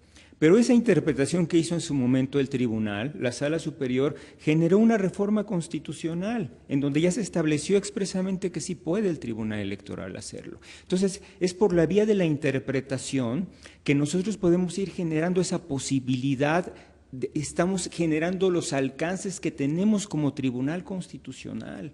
Lo que el proyecto hace es limitar a las autoridades jurisdiccionales locales en esa posibilidad de control constitucional. Y déjenme decirles además que el propio tribunal local, en su sentencia, como fundamento de su actuar, cita una tesis de la propia Sala Superior, la tesis bajo el rubro órganos jurisdiccionales electorales locales pueden inaplicar normas jurídicas estatales contrarias a la Constitución Política de los Estados Unidos Mexicanos y a tratados internacionales. Es la tesis 4, 2014. No la leeré toda, pero es importante nada más la parte más relevante referirla. Se advierte que todas las autoridades jurisdiccionales del país pueden realizar un control de constitucionalidad y convencional de las normas jurídicas para garantizar el ejercicio pleno de los derechos humanos. En consecuencia, los tribunales electorales locales tienen facultades para analizar las normas jurídicas estatales, contrastarlas con lo dispuesto con la Constitución, los tratados internacionales y después de realizar un ejercicio de interpretación conforme en su caso, inaplicarlas en un asunto en concreto cuando sean contrarias a la norma fundamental, toda vez que cuenta con atribuciones para restituir el orden jurídico vulnerado mediante el dictado de una sentencia. Dice la Sala Superior en la tesis, tienen facultades para analizar las normas jurídicas estatales, contrastarlas con los dispuestos con la Constitución e instrumentos internacionales. Es lo que hizo el Tribunal Local, las contrastó. Contrastó una norma con la Constitución e instrumentos internacionales. Esta tesis nunca dice, no puedes hacerlo en este caso concreto porque se trata de un acto, no hizo diferencia si es un acto legislativo, si era autoaplicativa o heteroaplicativa, dijo las normas puedes inaplicarlas. Pero además en el caso concreto, una cosa que también me parece muy relevante destacar es que el asunto se fue a la Sala Superior. Y originalmente llegó a la Sala Superior y la Sala Superior dijo que se tenía que agotar la instancia local. Y en sus razonamientos dice, en el caso se advierte que existe un sistema de medios de impugnación en el Estado de Morelos que tiene como una de sus finalidades tutelar los derechos político-electorales de los ciudadanos, el cual es competencia del Tribunal Electoral del Estado de conformidad con lo dispuesto en los artículos locales. Asimismo, esta Sala Superior ha sustentado que los tribunales electorales de las entidades federativas están facultados para ejercer un control de constitucionalidad a nivel local que puedan implicar una violación de derechos políticos electorales de la ciudadanía atribuibles a los congresos locales, en congruencia con la revisión ex oficio de la regularidad constitucional y convencional de valores que conllevan la tutela de derechos humanos. Es decir, la Sala Superior, cuando dijo que tenía que agotarse la instancia local, dijo expresamente que el tribunal local podía realizar un control de constitucionalidad a nivel local que puede implicar una violación a derechos políticos electorales de la ciudadanía atribuibles a los congresos locales. La Sala Superior misma orientó al tribunal local en este sentido. Hay una tesis relevante, hay un mandato de la Sala Superior y a mí me parece delicado que digamos que se excedió en sus atribuciones constitucionales y legales. Decía yo, una de las razones que me llevaron a la convicción de votar en el sentido que lo voy a hacer, es que yo considero que es por la vía de la interpretación en que podemos fortalecer el control constitucional que hacemos como tribunal electoral y que hacen los tribunales locales en virtud de la interpretación que ha hecho la Suprema Corte y la propia Sala Superior y nosotros mismos de los alcances que tienen los tribunales locales en el control de la constitucionalidad. A mí me parece también que esta interpretación fortalece el federalismo judicial y fortalece también el control de constitucionalidad electoral que se puede hacer en el país. Es por eso que he insistido en esta posición. Muchas gracias. Al contrario, muchas gracias. ¿Alguna otra intervención? Magistrada Silva. Gracias. Nada más para reaccionar brevemente. En este caso, la jurisprudencia que se cita de la Sala Superior dice que es en atención al caso concreto y en este caso lo que hizo el tribunal fue inaplicar a personas concretas, no a un caso concreto, porque no sabemos y las mismas… La actora que viene con nosotros nos dice es que a mí me aplicó por si quería yo buscar una diputación local, pero qué tal que yo quería una gubernatura. No sabe a qué cargo va a aspirar, no sabe ni siquiera si va a aspirar a un cargo. Entonces, inaplicó a una persona concreta, no a un caso concreto. Y en el tema de la resolución de la Sala Superior por la que se envió este asunto al tribunal local, creo que es lo que hacemos en todos los tribunales, las salas regionales y la Sala Superior, en deferencia al federalismo judicial. Incluso nosotros, por ejemplo, cuando tenemos algún asunto que vemos que es un desechamiento, pero le compete al tribunal local, lo que hacemos es mandarlo para que sea el tribunal local quien se pronuncie en ese asunto, porque es a él a quien le compete originalmente. y nosotros no lo desechamos aquí y aceptamos un per saltum simplemente porque estamos viendo que hay una causal de improcedencia. En ese sentido, creo que la Sala Superior lo que hizo fue simplemente respetar la competencia que tenía el Tribunal Local para pronunciarse en una primera instancia respecto al asunto, lo cual posibilitó que el partido después viniera con nosotros y que incluso probablemente se vaya a ir en una tercera instancia a la Sala Superior, lo cual favorece el acceso a la justicia de quienes están agotando esta cadena impugnativa, pero eso no implicaba que le dijera tienes facultades para estudiar el fondo del asunto y en ese caso inaplicar. Lo único que le dijo fue, tú tienes facultades para revisar control de constitucionalidad, y en ese caso obviamente el pronunciamiento del tribunal podía ser en el sentido en el que lo hizo o en algún otro sentido, como decir, en este caso no se ve que haya un acto de aplicación concreta frente al cual pueda yo hacer esta valoración. Creo que simplemente fue un término general que se utilizó para decirle tú puedes pronunciarte, no el sentido en el cual se tenía que pronunciar. Sería todo. Muchas gracias. Gracias, magistrada. ¿Alguna otra intervención? Bueno, yo simplemente agregaría una cuestión. Desde luego, no se trata de mermar las atribuciones de control constitucional que tienen los tribunales electorales locales. Yo en eso coincido con lo que sostiene la Sala Superior, tanto en la sentencia que invocó el magistrado Romero como en la jurisprudencia. Nada más la lectura es en el ámbito de las atribuciones que sí te corresponden. Y desde mi punto de vista, las que sí le corresponden es un cierto tipo de control constitucional de índole difuso, es a propósito de un acto concreto. Y creo que la discrepancia importante aquí es que para el magistrado Romero sí hay un acto concreto de aplicación, para un servidor y la magistrada no existe, y dado que al no existir el acto, o no nos convence que exista el acto, en consecuencia, automáticamente al hacer el estudio como lo hizo, excedió el ámbito de atribuciones de control difuso e invadió la esfera de atribuciones de otros órganos del Poder Judicial. Y solo reforzaría esto que dijo la magistrada. Tan no es así que ya veremos otro caso más adelante, pero tenemos una demanda donde una de estas actoras que obtuvo viene y controvierte porque en realidad le están estableciendo la inaplicación de algo que ella, digamos, no estima que no colma toda su pretensión. Y es que si esta persona decide reelegirse, la norma le permite mantenerse en el cargo, puede optar por mantenerse en el cargo. Y entonces, porque todo esto no lo sabemos, si va a optar por reelegirse y en consecuencia mantenerse en el cargo, lo cual significaría que esta inaplicación fue para nadie. Ese es el punto en el que a mí me convence que en el caso concreto el tribunal bordó sobre lo abstracto, porque, insisto, si nuestra persona que fue a la instancia local decide reelegirse en el mismo cargo en el ayuntamiento, tiene la cobertura constitucional local que le dice, puedes optar por no separarte. Y entonces toda esta sentencia del tribunal a las personas específicas o a lo que él consideró caso concreto, bordó en la nada.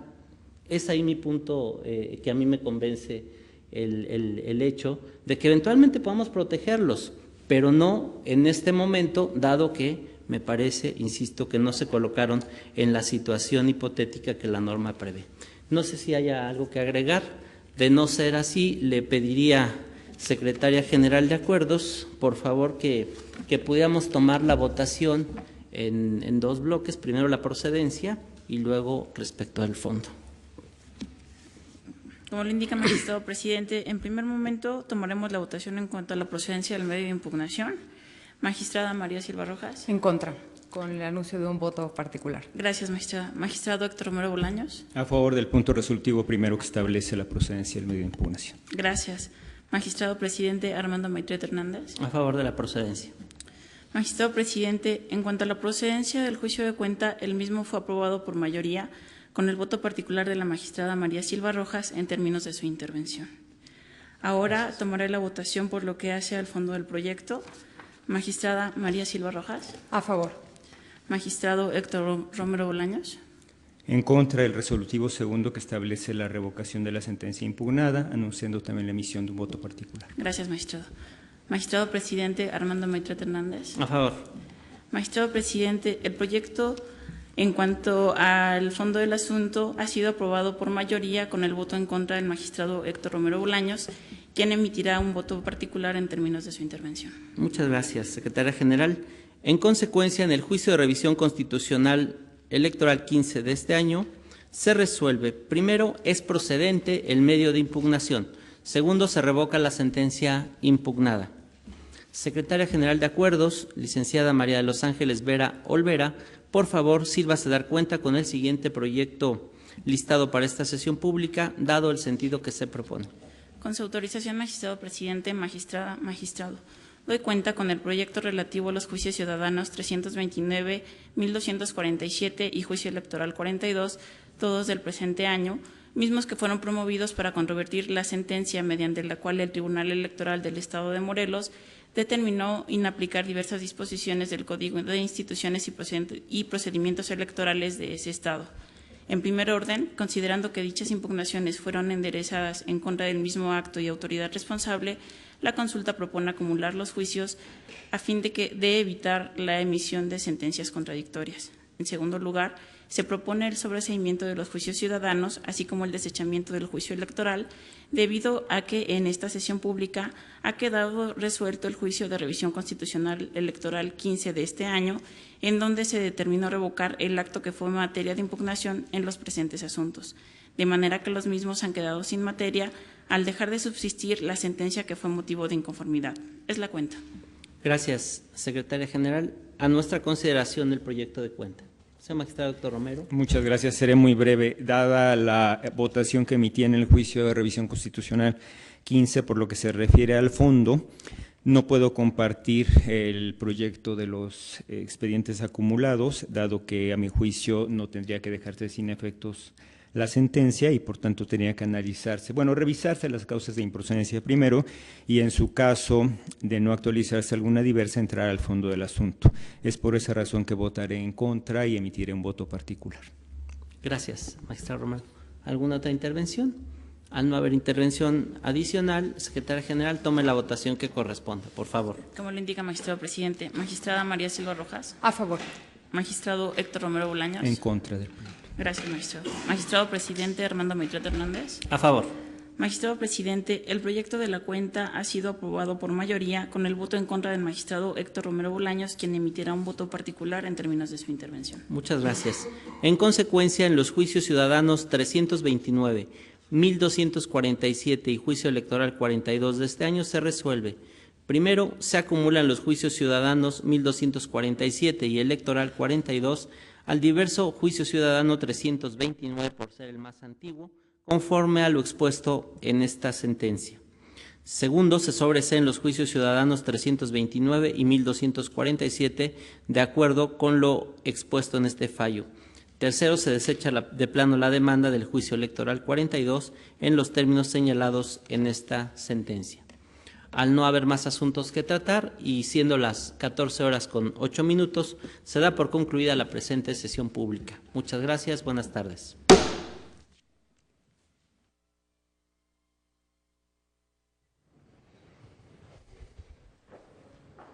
Señoras y señores, llega a su fin esta sesión pública que anunciábamos desde el inicio.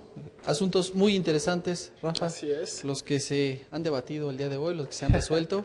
Y sí, que, pues para hacer solamente un breve resumen de estos, resaltar respecto de los asuntos del Tribunal Electoral de la Ciudad de México, que se promovieron en contra de una resolución de este órgano local relacionados con la convocatoria para elegir a los coordinadores territoriales en Xochimilco. ¿Se confirma esta resolución? Así es, se confirma el nuevo plazo otorgado por parte del Tribunal Local, en el sentido de que este tipo de elecciones por usos y costumbres llevan consigo una complejidad en cuanto a un análisis intercultural. Entonces, hacerlo de otra forma podría generar una vulneración a los derechos políticos no solo de los actores, sino de la comunidad en general. Entonces, velando por una tutela judicial efectiva fue que se se confirma el acuerdo del tribunal local para que así la autoridad pueda tener un tiempo suficiente para diseñar de manera correcta los métodos de elección. Y por supuesto, resaltar también, se resuelve este JRC 15, promovido por el Partido Socialdemócrata de Morelos, finalmente revocando la determinación del tribunal local que determinó inaplicar aquella norma. Cuéntanos. Así es. Bueno, después de una discusión muy vasta, la mayoría del Pleno decidió revocar la sentencia, considerando que si bien el tribunal local tiene facultades de inaplicación de normas, estas se tienen que hacer a un caso concreto. Es decir, tomando en cuenta que la ley que inaplicó es una ley heteroaplicativa, esta todavía no le generaba una vulneración a los derechos político-electorales de la parte actora. Claro. Por lo tanto, la inaplicación que hizo el tribunal local a este dispositivo legal era en abstracto, algo parecido a una declaratoria general de inconstitucionalidad, cuestiones que saltan de las facultades de revisión constitucional que tienen los tribunales locales. Contrario a la postura que sostenía el magistrado Romero. Así es, para el magistrado Romero se trataba de una ley autoaplicativa que al momento de entrar en vigor ya causaba una afectación a la esfera jurídica de los promoventes y en este sentido él consideraba que sí había sido un caso concreto en el que se inaplicó la norma. Rafa, pues muchísimas gracias por habernos acompañado. Un placer, Jesús. Y a usted, como siempre, agradecerle que haya seguido esta transmisión de la sesión pública de la Sala Regional Ciudad de México del Tribunal Electoral del Poder Judicial de la Federación. Soy Jesús Estrada. Hasta la próxima.